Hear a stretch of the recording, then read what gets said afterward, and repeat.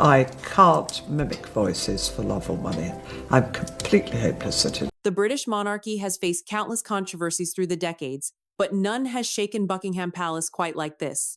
In a stunning and deeply emotional twist, Queen Camilla is reported to have been quietly removed from the royal residence following an internal investigation into the alleged disappearance of several of Princess Diana's most treasured jewelry pieces. According to palace insiders, what began as a simple inventory check of the royal vault spiraled into one of the most unsettling confrontations within the royal family in years. Behind the heavy velvet curtains of Buckingham Palace, tension brewed not over politics or power, but over trust, legacy, and the memory of a woman who remains the beating heart of the British people's affection, Diana, Princess of Wales. The palace maintains an extensive archive of royal heirlooms, each meticulously catalogued and stored under high security. Among these, the late Princess Diana's jewelry collection has always been treated with exceptional reverence, not only for its craftsmanship, but for what it represents: compassion, grace, and the unbreakable bond between a mother and her sons. However, recent months saw quiet murmurs surfacing within the household staff. Certain items, a diamond and sapphire brooch, a pair of pearl earrings, and a Middle Eastern diamond bracelet, appeared to have vanished without a trace.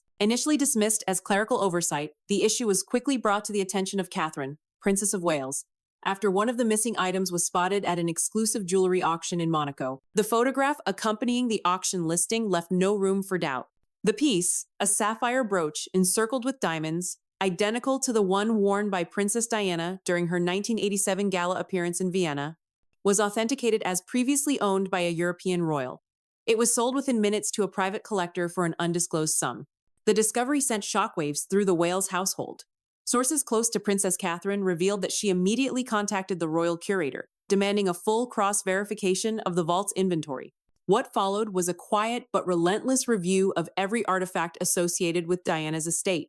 The results were startling. Multiple high-value pieces had been withdrawn from the archives under special authorization, and all the authorizations bore one signature, that of Queen Camilla. In the following days, the internal palace atmosphere shifted dramatically. Staff were questioned, documents re-examined, and access to the jewelry vault was temporarily suspended under direct order from King Charles III himself. Yet the growing whispers could no longer be contained. The public, already familiar with decades of strained history between the late Princess Diana and Camilla Parker Bowles, began to sense something was amiss. In what many royal watchers have described as a turning point moment, Catherine and Prince William reportedly requested a private audience with the king. What was initially framed as a routine briefing soon turned into a confrontation that would redefine the dynamics within the monarchy.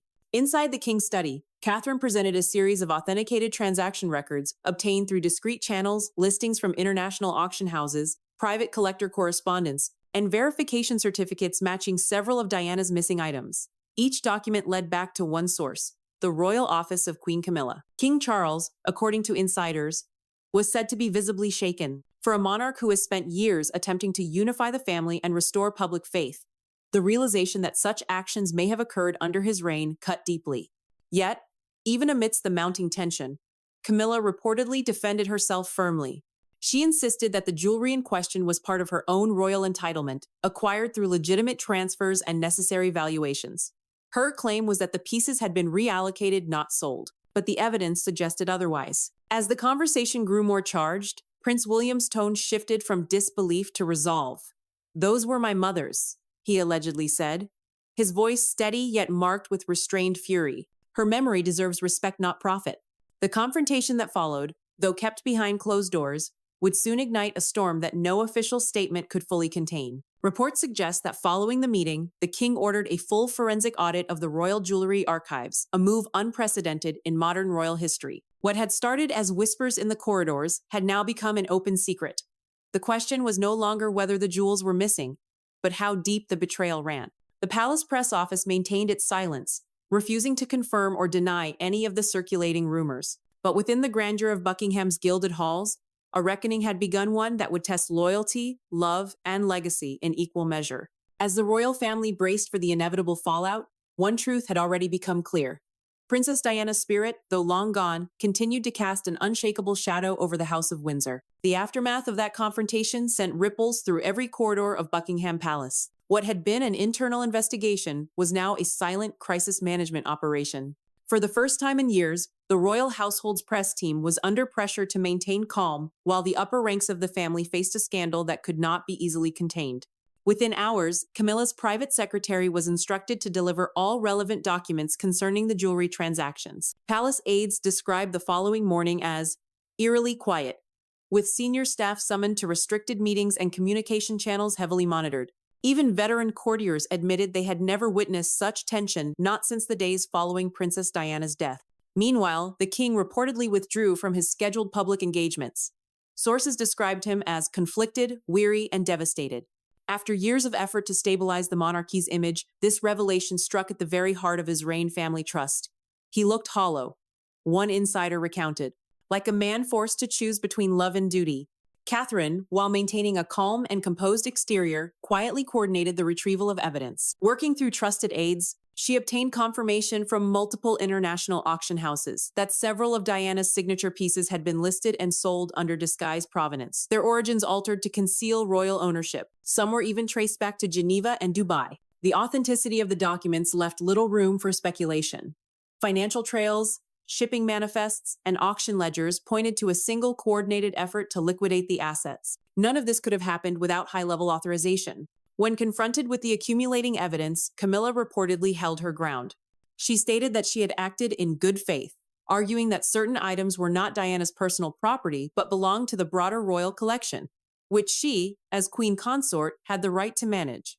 She insisted the proceeds were being used for restoration and preservation of other royal assets, but William refused to accept the explanation. To him, this wasn't about financial management, it was about moral integrity. These jewels, he said, were never just ornaments. They're symbols of her, of everything she endured and everything she gave. Behind closed doors, the emotional temperature of the palace rose sharply. Reports suggest that King Charles requested a temporary separation of living quarters to ease the pressure, while the investigation continued. Camilla's access to certain royal accounts and records was quietly suspended pending the results of the audit. In the public eye, however, the palace maintained its stoic silence. No official statement, no leaks, just a wall of dignified quiet that only deepened public curiosity. Outside, the media began circling. Tabloids hinted at a crisis in the royal household, while reputable outlets like the BBC and the Times cautiously referenced administrative discrepancies within the royal collection. Royal commentators noted the uncanny timing mere weeks before the anniversary of Diana's passing. For Catherine, the matter had moved beyond private grievance. It was now a question of legacy. Determined to protect the memory of the late princess, she reportedly took it upon herself to ensure that every piece linked to Diana was traced, verified, and secured. She personally oversaw the recataloguing of all jewelry items associated with the Princess of Wales, insisting that no external appraisers be involved. By now, the king had made a decision. A formal royal inquiry, discreet, internal, but absolute, was launched under his authority. Headed by trusted royal advisors and legal experts, the audit aimed to uncover not only the missing items, but also any misuse of royal privileges. The findings were devastating. Over a dozen high-value items from Diana's collection had been transferred or sold in the last 2 years, often through complex private arrangements. Some had even been displayed briefly in private exhibitions under pseudonymous ownership. Presented with these findings, the king summoned Camilla once again, this time, not as husband and wife, but as monarch and subject. The meeting, according to multiple insiders, lasted less than an hour. When it concluded, Camilla was escorted from the king's private chambers in silence.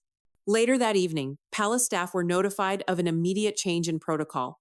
Queen Camilla would temporarily step back from official duties and relocate to her private residence in Wiltshire. No photographs were released, no farewells made, just a short, carefully worded statement issued the next morning. Her Majesty the Queen Consort will undertake a period of private retreat. The king remains focused on matters of state and family unity.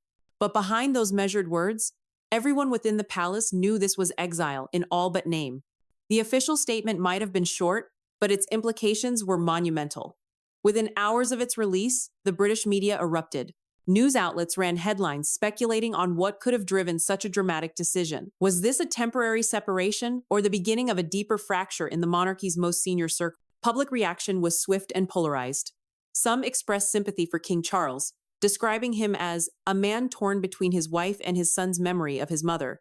Others were far less forgiving. Social media flooded with images of Princess Diana, her compassion and grace now being contrasted against the controversy engulfing her successor. Across the Atlantic, major networks like CNN and NBC ran primetime segments dissecting the crisis. Analysts debated the potential constitutional and emotional consequences for the crown.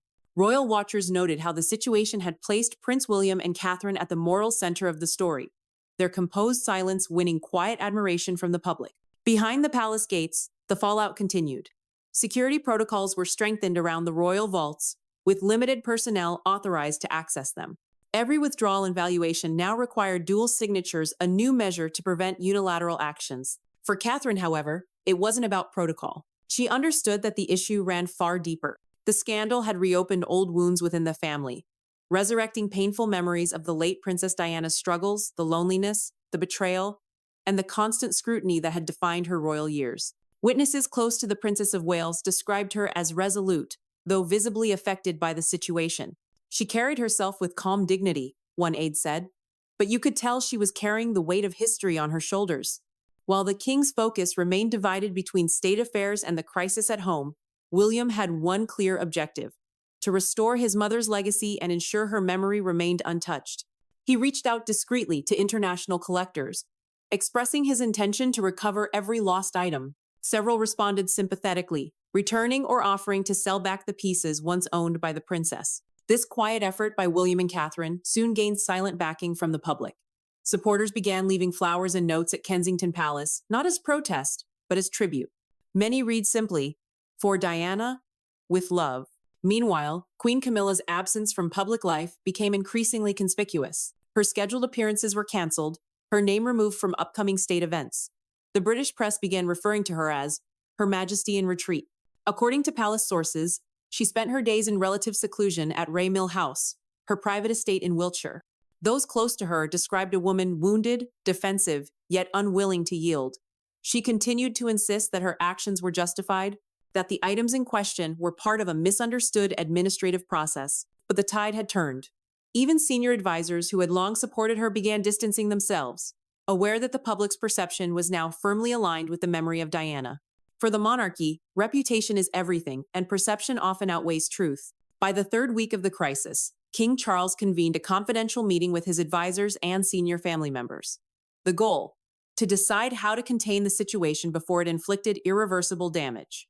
The options were stark: either quietly reinstate Camilla after a period of silence, or formalize her retreat indefinitely. Reports suggest that William was firm in his position. He argued that any reinstatement would be perceived as an endorsement of the act itself. Catherine, measured and diplomatic, urged compassion but not compromise. "This is not about punishment," she reportedly said. "It's about preservation of the crown and of what the public still believes in." And the king listened in silence. His decision would not only define his reign, but determine the monarchy's moral standing for a generation. In a move described by royal historians as both decisive and tragic, King Charles chose preservation. Within days, new arrangements were made. Camilla would remain queen consort in title only, but her duties would be indefinitely suspended. Her name would quietly disappear from the court, circular the official record of royal engagements. For the first time since their marriage, the king appeared alone at official functions. His demeanor was composed, but the strain showed. Observers noted a subtle change in his speeches, a tone of reflection, even regret. And while Buckingham Palace avoided public comment, insiders whispered of a silent shift in hierarchy. William and Catherine's influence within the royal household had never been stronger. Their poised handling of the situation had earned them immense respect, both within and outside the palace walls. In private, Catherine was said to have revisited the royal vault after the audit's completion. There, among the restored cases, lay the recovered jewels, radiant yet bittersweet reminders of the woman who once wore them. She reportedly stood before them in silence, her expression unreadable, before ordering that the collection be permanently sealed and displayed only under her supervision. Outside, the world continued to speculate, but within the palace, one thing had become clear.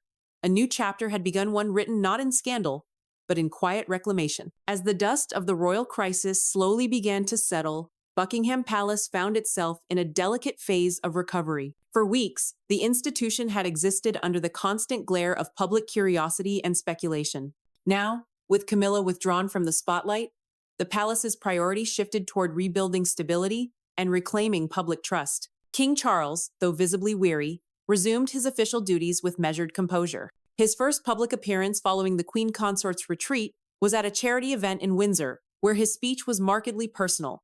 Integrity, he said, is not inherited. It must be proven again and again. The remark, though brief, was widely interpreted as his first indirect acknowledgement of the events that had unfolded. Across the nation, the public sentiment was divided but sympathetic. Many praised the king's handling of the matter, discreet, decisive, and dignified.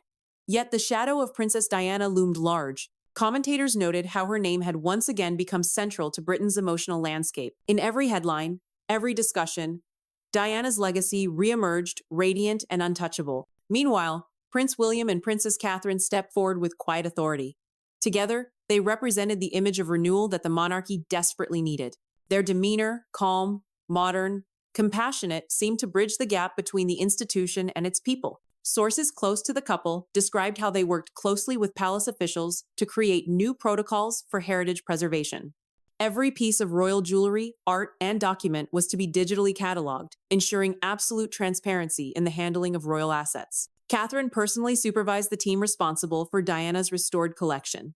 Each recovered item was documented, photographed, and placed into a climate-controlled vault at Kensington Palace. She wanted no room for doubt, one insider revealed. This was her way of ensuring that the mistakes of the past would never repeat themselves. Behind closed doors, the relationship between the king and his heir had entered a new, more collaborative stage. William's quiet strength and sense of responsibility had impressed his father. Those close to the family reported that Charles, though heartbroken by the personal toll of the events, had found comfort in William's maturity. The king began involving him more directly in strategic royal matters, from international diplomacy to future succession planning. Still, the absence of Camilla left an undeniable void.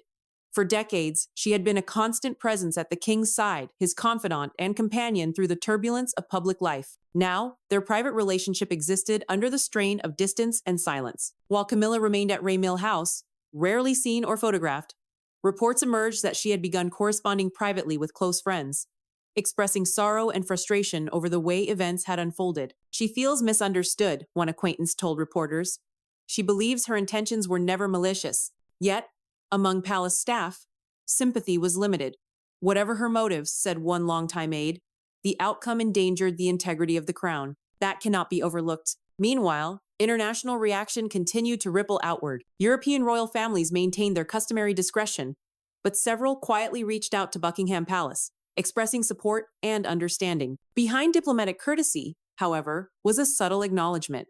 This scandal had revealed the vulnerability of even the most established monarchy in the modern media age. As public interest gradually shifted toward other headlines, the royal family began to reassert control over its narrative.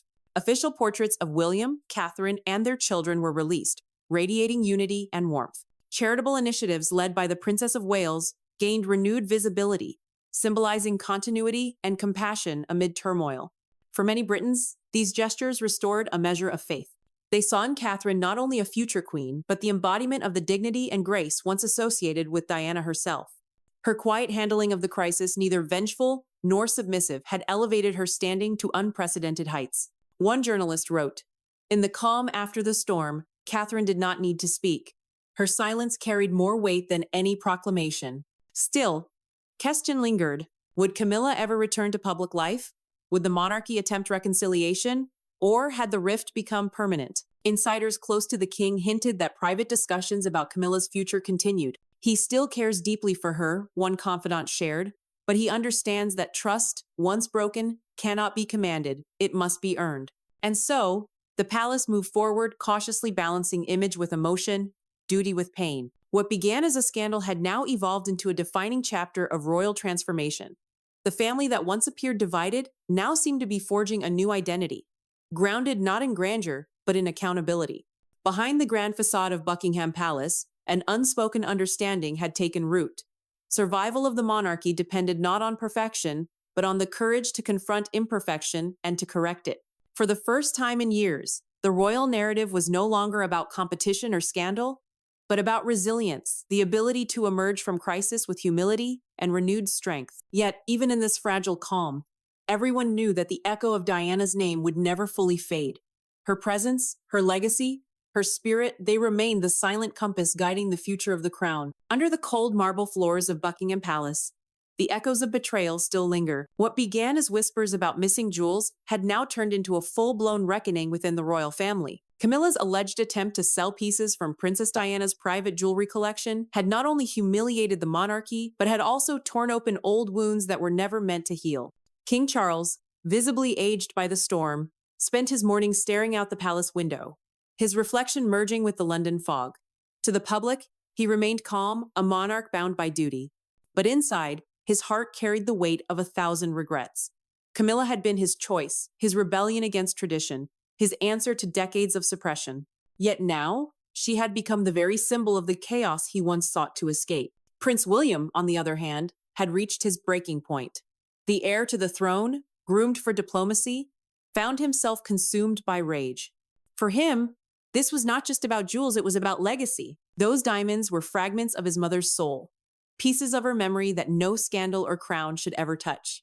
When he confronted his father behind closed doors, witnesses described the scene as a storm meeting a wall of silence. "Father," William's voice was sharp, trembling with emotion. "You may forgive her, but I never will." Charles turned, his expression heavy with sorrow. "You don't understand, William. The world will never see her as you do. She will always be Diana, the angel of the people. And perhaps that is why she must remain untouchable even in death." But forgiveness did not come easily.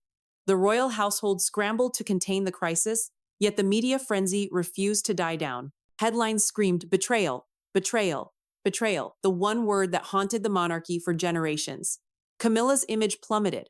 Her once carefully restored reputation crumbled overnight. Behind the gates, her isolation deepened. Staff whispered about her wandering the palace halls at night, clutching old letters from Charles as if they could protect her from the ghosts of the past. "They will never accept me," she whispered once to her lady-in-waiting.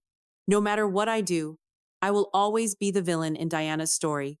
In private, Catherine, Princess of Wales, stood as the quiet pillar of the next generation. Her composure amidst the scandal earned her the admiration of millions. She understood the power of silence, a lesson Diana had paid dearly to teach. Yet even she could not shield her children from the tension that now loomed over every royal appearance. As the coronation anniversary approached, the palace planned to restore its image through grandeur, jewels, parades, and the illusion of unity. But beneath the golden crowns and sparkling tiaras, fractures ran deep. The crown, though unbroken, was no longer whole. Rumors swirled that certain royal jewels would never again see the light of day. Some said they were locked away, not for security, but for peace, a truce between the past and the present. For Charles, the burden of kingship had never felt heavier. For William, the promise of his mother's memory became his silent oath. And for Camilla, redemption seemed like a mirage she could never reach. Yet, in the end, the monarchy endured as it always had through scandal, sorrow, and survival. Because in the House of Windsor, forgiveness is optional. But legacy is eternal. And so, the final chapter of Diana's Jewels was not about theft or scandal, it was about what they truly represented: love, loss, and the price of being royal. Beneath the crown's glimmer lies a truth too human to ignore, that even among kings and queens, hearts break the same. The storm that began with whispers of betrayal had not yet passed. In the corridors of Buckingham Palace, where portraits of monarchs gazed down with unyielding dignity, a quiet tension remained thick as the London fog that blanketed the gates outside. The scandal over Diana's jewels had fractured trust beyond repair, but now, something deeper threatened to unravel the royal foundation itself. It began with a letter, a simple, cream-colored envelope delivered to Prince William's private office. Inside was a single sheet of parchment, written in a familiar, elegant hand, one he had not seen since his mother's passing. "The truth," it read, "is never lost. It is only buried beneath silence. No signature, no return address." But the handwriting, delicate, deliberate, resembled Diana's. For days, William said nothing. He kept the letter hidden, locked in his desk drawer, unsure if it was a cruel trick or a revelation meant for him alone. But in his heart, he felt a pull, the same restless curiosity that had once defined his mother. He began to search through the royal archives, through files long sealed by order of the crown. What he uncovered would send shockwaves through the House of Windsor. Among the records was a ledger cataloging jewels not listed in the official royal inventory. Dozens of items marked with only initials, DS, SR, and LL. Most curiously, a note scribbled in the margins, "Removed by order 1997, the very year Diana died." William's pulse quickened. Could it be that part of his mother's collection had been hidden before her death, not by Camilla, but by the institution itself? If true, the scandal that rocked the palace was built upon a lie. Meanwhile, Camilla's world was collapsing in slow motion. Public appearances grew rare. She was seen only in muted tones, no longer adorned with jewels, no longer smiling for cameras. She had become a ghost within her own kingdom. King Charles stood by her side in public, but in private, distance had returned. Every conversation ended in silence. Every dinner began in cold politeness. She has isolated herself, one palace aide confided to the press. It's as if she knows something the rest of us don't, or fears something she can't undo.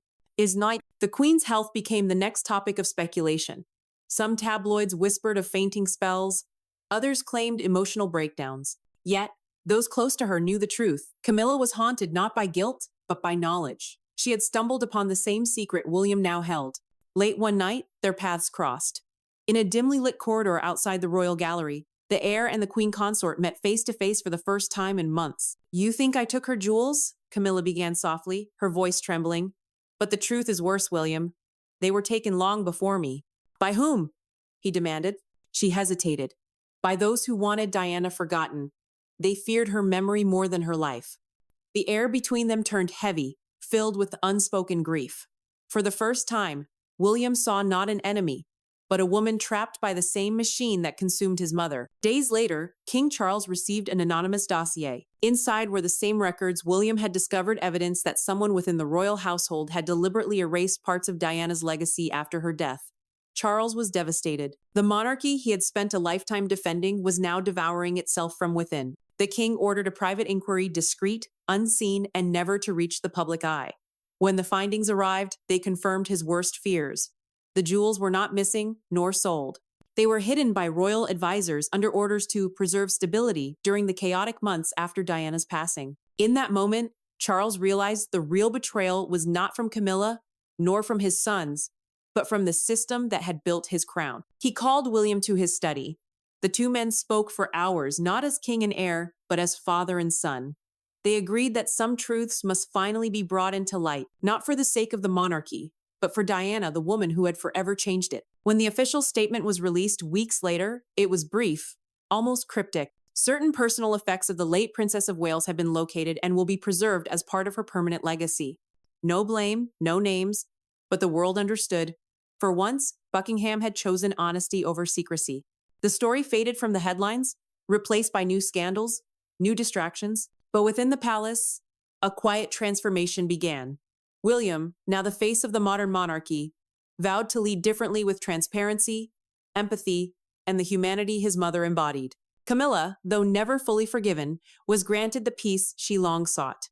She withdrew from public life, spending her days in solitude at Mill House, far from the palace lights. Charles, ever the weary monarch, carried on with his duties, but his reign was forever marked by the shadow of truth uncovered too late. And somewhere in the archives of Windsor Castle, sealed once more in a velvet-lined box, lay the jewels of Diana, not as symbols of power, but of memory. A quiet testament that even buried truths eventually rise. Because in the end, the monarchy survives not through perfection, but through its scars. And beneath every diamond of the crown lies a story of love, of loss, and of the price paid for silence.